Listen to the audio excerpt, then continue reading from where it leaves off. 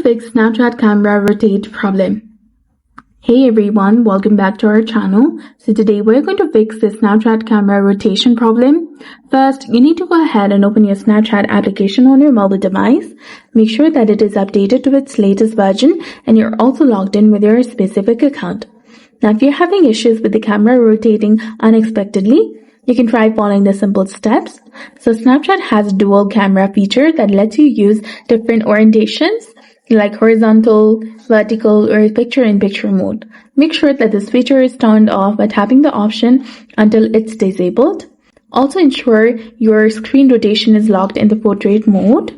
This prevents the screen from automatically rotating and causing the camera issues. Finally, you can check the camera switch button, which flips between the front and the back cameras. It is in the top right corner of the screen. Tap it a few times to ensure that it's functioning correctly. And this should definitely help you solve the problem. So that's it for this video. I hope you found it helpful. If you did, please like, share, and subscribe. Thanks for watching.